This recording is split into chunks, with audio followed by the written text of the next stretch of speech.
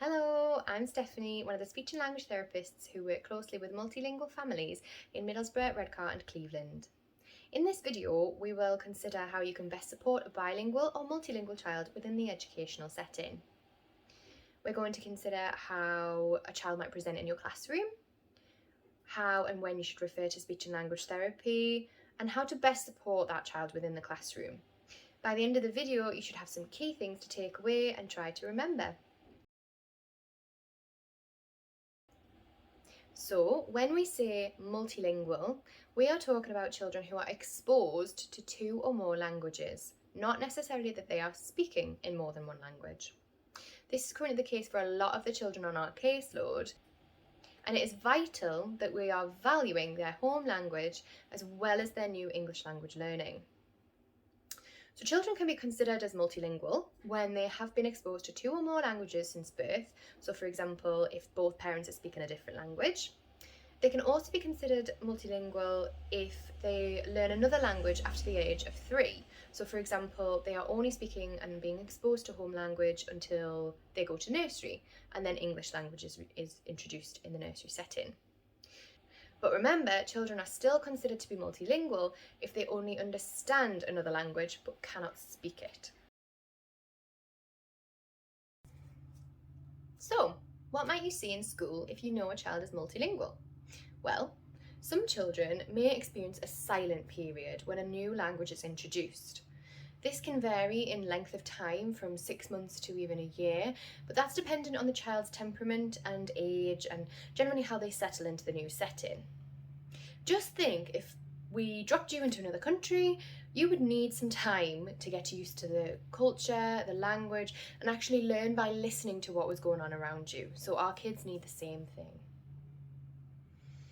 Children might also appear to have a limited vocabulary size, but we need to think about the vocabulary that they have across their two languages, which we call their cumulative vocabulary.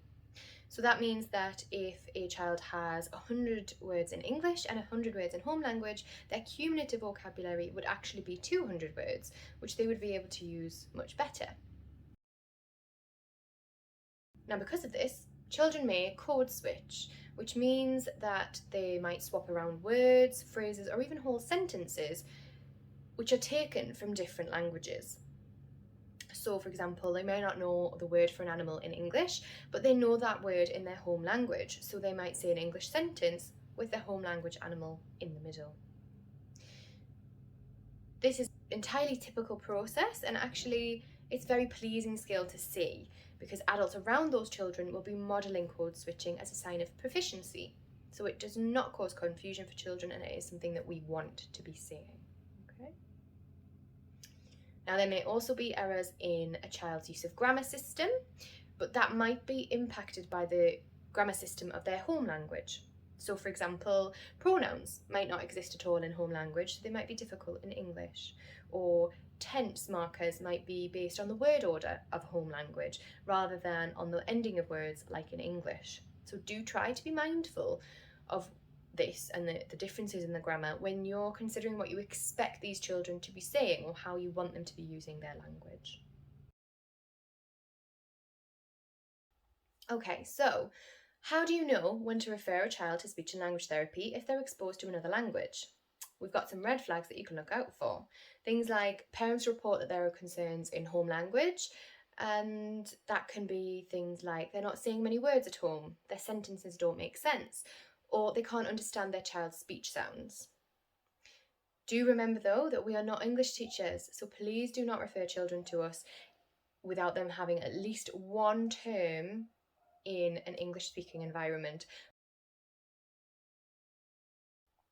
When referring a child to our service, it would be useful to include things like the language and dialects that the child is exposed to, and whether it would be beneficial for the parent and or the child to access an interpreter.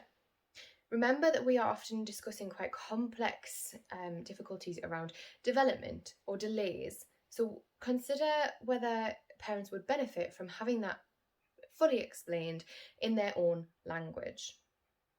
Try to be as specific as you can with the language and the dialect spoken so that we can make sure that we request the correct interpreter and don't waste time with incorrect translations. It would be interesting to know the kind of interventions or strategies already in place in the classroom, and if you can, add some comments on how these things are going for the child. You can support multilingual children in your classroom and wider school by encouraging parents to speak in their home language to children.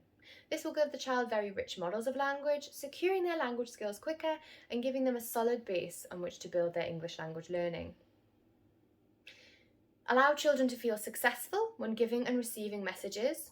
This could be verbally, or it could be non-verbally, through facial expression, body language, gestures, symbols, photos, etc.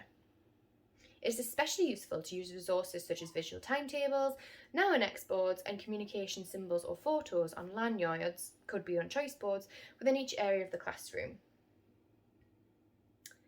Allow increased opportunities for repetition to consolidate their new learning. Offer pre-teaching of vocabulary using a word web framework like this one to explore words in great detail that children will need to fully understand in order for them to understand a new topic or lesson. You can see an example of a word web for lion here. We're learning about wild animals. Talk about the whole word to create a very strong understanding of the whole concept of a lion. In topic work, for example, if the next half term is the Romans, you might want to pre-teach words in this web format for things like soldier, gladiator, mosaic, tunic, shield, etc. Use simple and precise language in short bursts which can be processed and understood before offering even more language. This is particularly important when given instructions. Some of our schools are starting to match up peers who are exposed to or speak the same home language so that they have an opportunity to practice this with age-related peers within a school setting. This might be something you wish to consider. Our schools are also often utilising staff who speak another language to support children's learning in small groups or one-to-one settings. They can also help parents to understand letters, trips, expectations. It would be helpful to be more conscious of how impressive your staff are with their language skills and the languages that are available to you.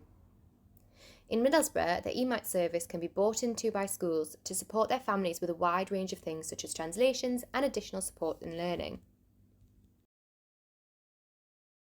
Key things that you should take away from this video include that all children are capable of learning 2 or more languages. Multilingualism is an advantage to cognitive skills such as language development, attention span, problem solving and social skills. Multilingualism does not cause or contribute to a speech and language delay. Being exposed to 2 or more languages will not cause confusion. Parents should be encouraged to use the language that feels most natural to them to ensure that they are giving the strongest language models possible to their children. Code switching is normal and is a sign of impressive skill, so we want our multilingual children to be code switching. It is significantly harder to learn a second language as an adult, so we need to be supporting learning in all of a family's languages during childhood. Overall, the languages that we know and speak are part of our identity. We therefore need to ensure that we are accepting of children and families' diversity and adapt our learning environments to support them as best as we can.